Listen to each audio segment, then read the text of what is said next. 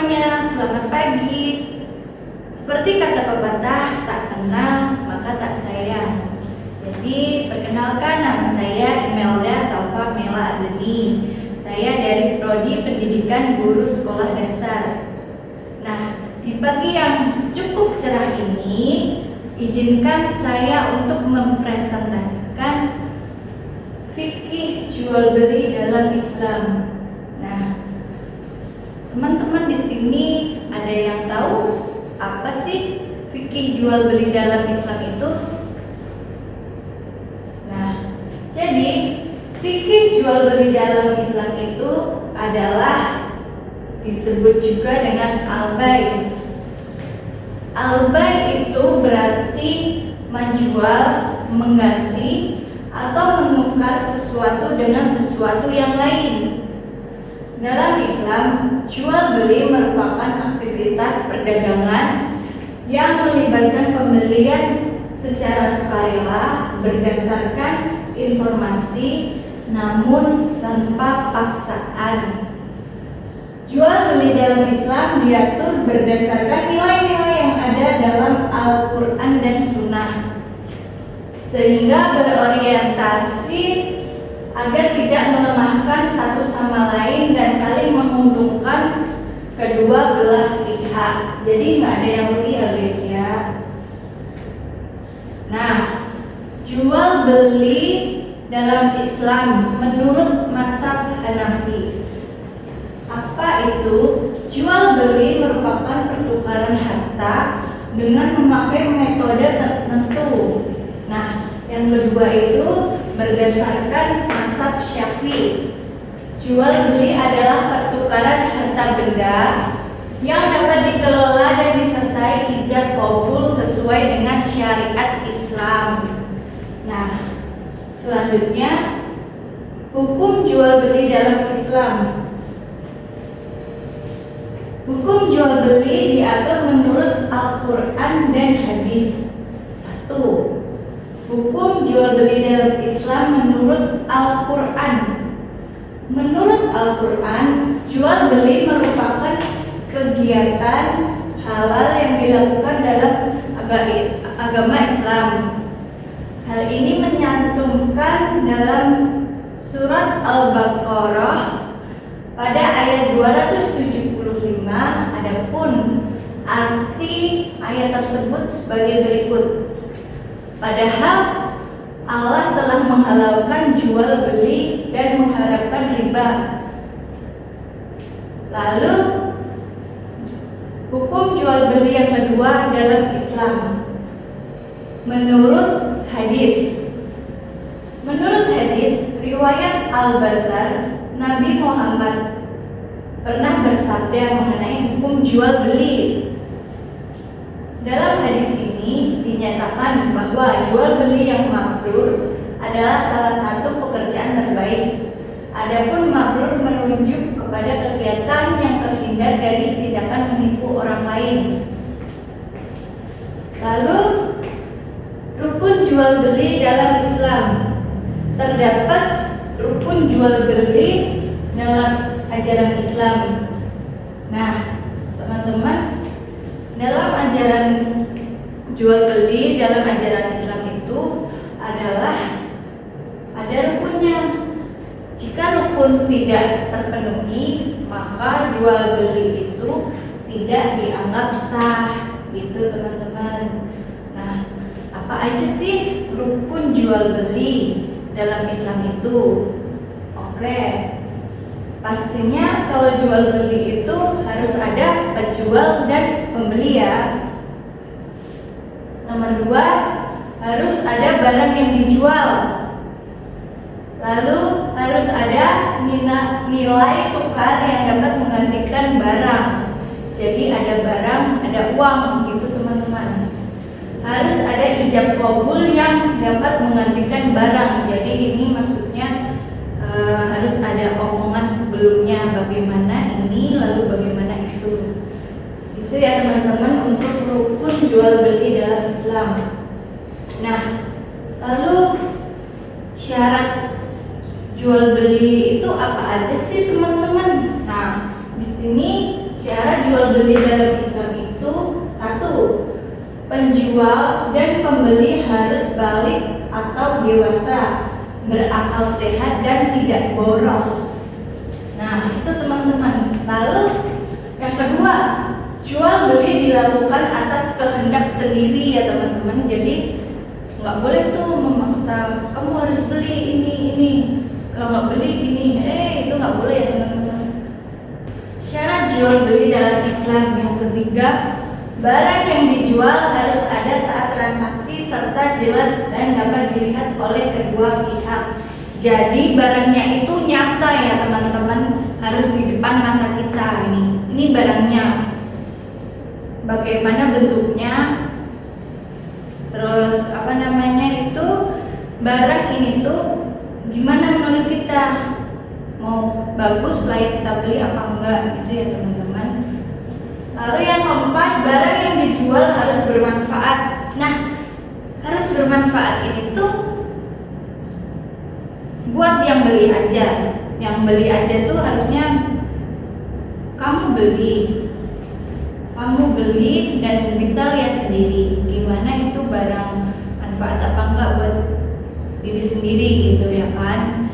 Nah, untuk yang jual itu juga harus memperhatikan bagaimana barang tersebut tidak asal jual aja. Oke. Nomor 5, barang yang dijual tidak kotor. Nah, ini tuh maksudnya barang yang mau kita jual ke orang lain itu benar-benar harus diperhatikan gimana bentuknya, gimana kondisinya, layak dijual apa enggak gitu. Kalau misal barang itu kita lihat aja nih sekilas, oh jelek, nah itu nggak boleh, harusnya dijual itu nggak boleh. Kita tahu itu barang jelek nggak boleh dijual. Apalagi kita pura-pura dengan menunjukkan barang yang aslinya jelek, tidak layak dijual, bilang ke konsumen pembeli kalau ini tuh barangnya sangat-sangat bagus. Itu nggak baik ya teman-teman, nggak boleh gitu kan. Nah, barang yang dijual adalah milik pedagangnya. Nah, ini tuh maksudnya barang kita sendiri gitu, benar-benar barang kita sendiri yang kita jual ke orang lain. Jangan barang dari orang lain yang kita aku gitu kan. Kita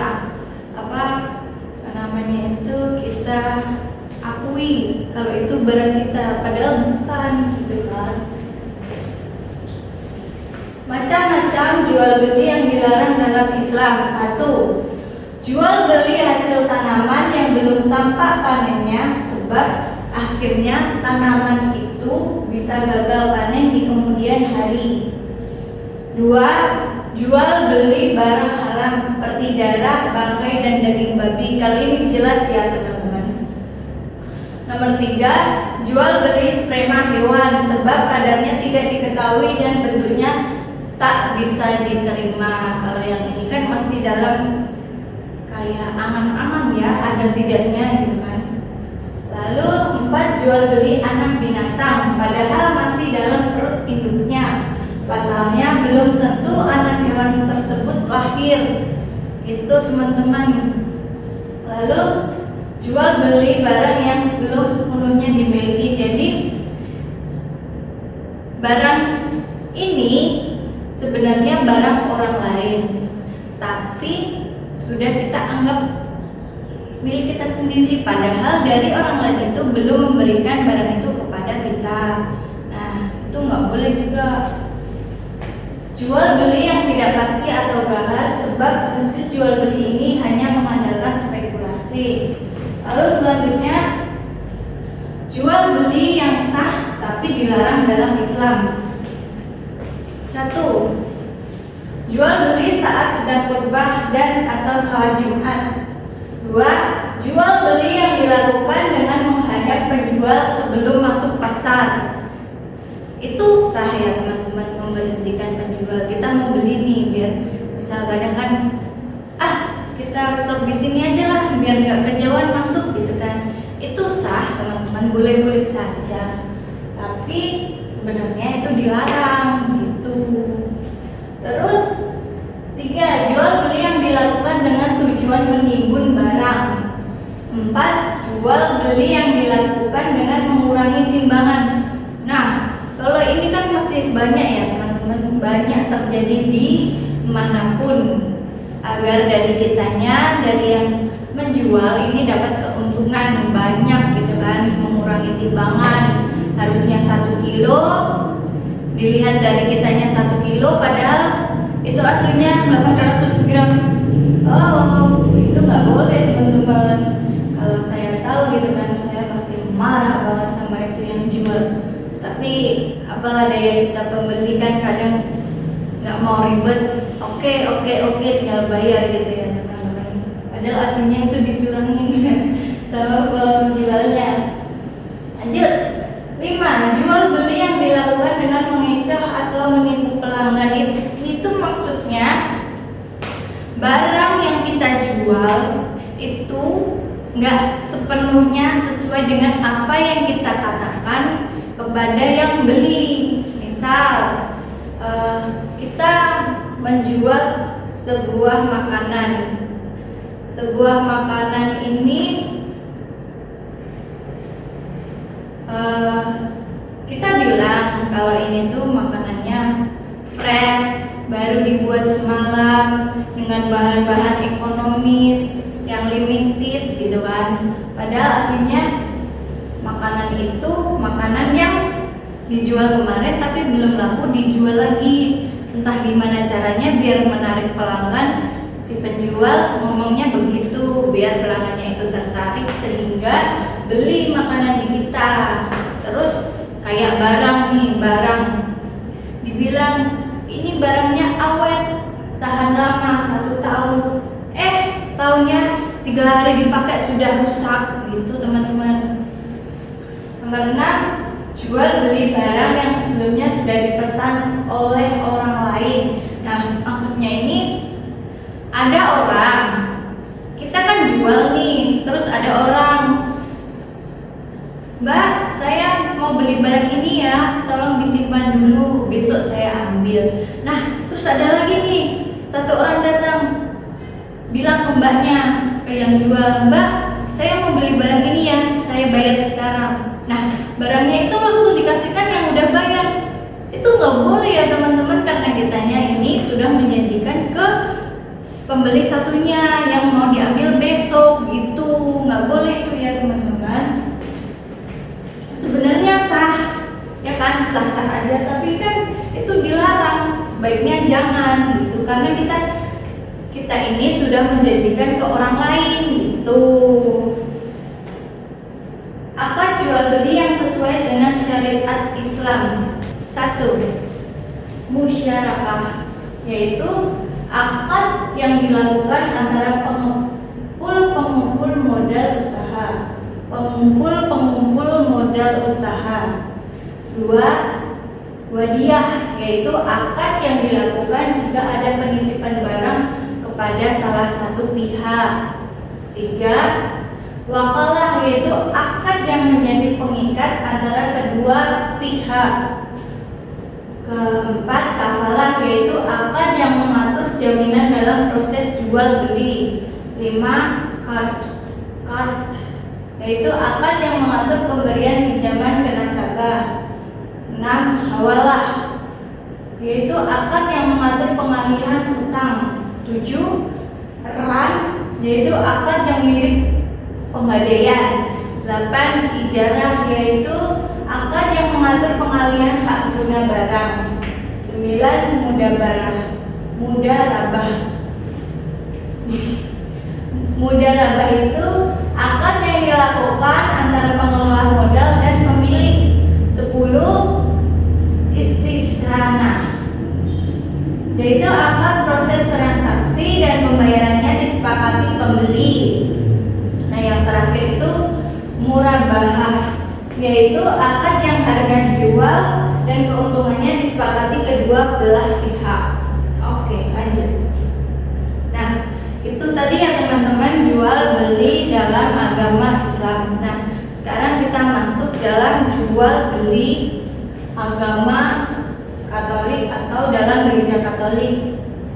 Nah, dalam gereja Katolik jual beli hal-hal yang bersifat rohani atau disebut juga simoni. Contohnya, jual beli jabatan gereja atau sakramen gereja. Nah, apa sih yang dimaksud dengan simoni itu teman-teman? Ada yang tahu teman-teman?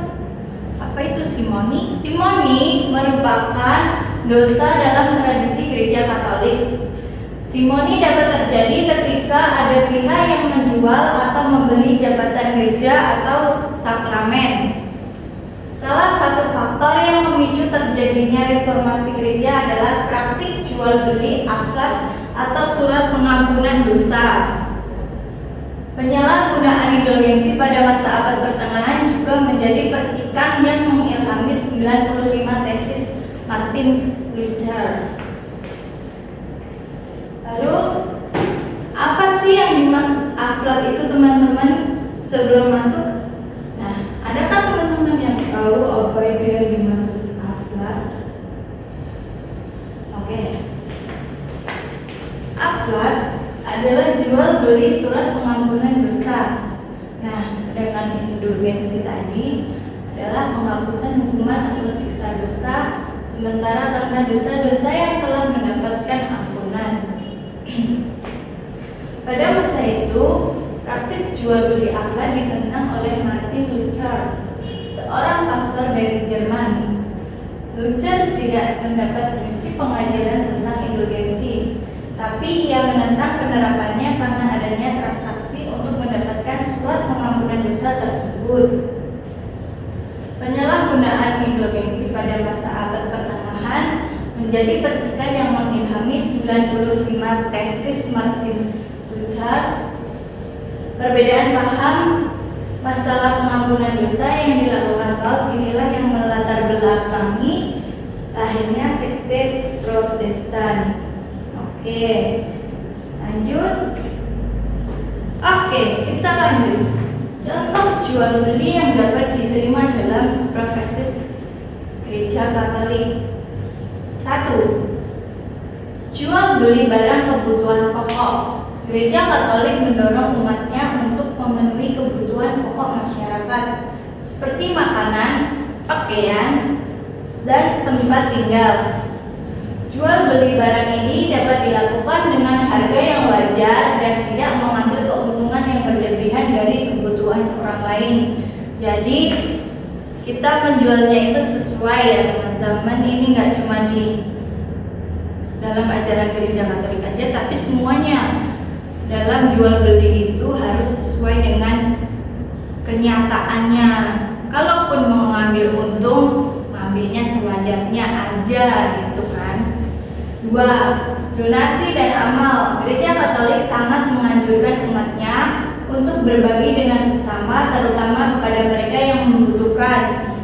Jual beli dapat dilakukan dengan tujuan untuk mendukung kegiatan amal atau donasi kepada mereka yang kurang beruntung.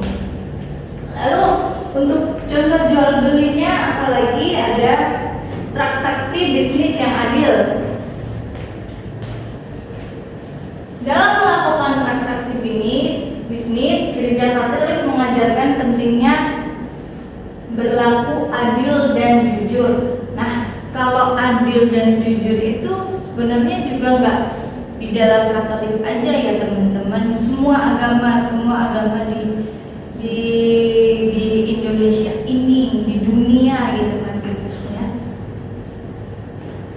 Nah, jual beli transaksi bisnis yang adil. Jadi ini berarti tidak melakukan penipuan, tidak mengambil keuntungan yang tidak adil, dan memastikan bahwa kedua belah pihak dalam transaksi merasa puas dengan kesepakatan yang telah dibuat.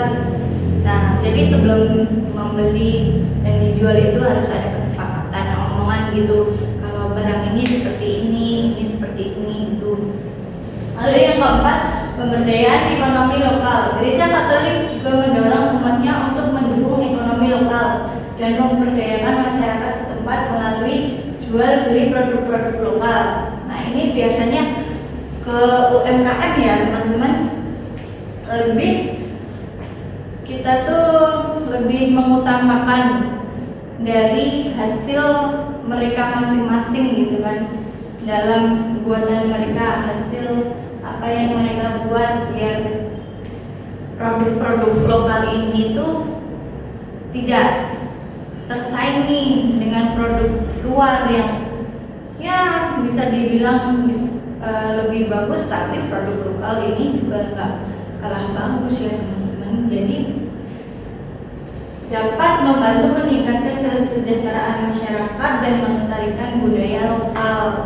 Jadi untuk kita semua ini, kalau mau beli barang ataupun yang lain, belilah produk-produk lokal kita, biar produk lokalnya itu semakin maju gitu. Lalu yang kelima, transaksi yang transparan dan bertanggung jawab. Dalam sebuah bentuk jual beli, Gereja Katolik menekankan pentingnya transparansi dan tanggung jawab. Ini berarti memberikan informasi yang jelas tentang produk atau jasa yang dijual serta bertanggung jawab atas kualitas dan keamanan produk tersebut.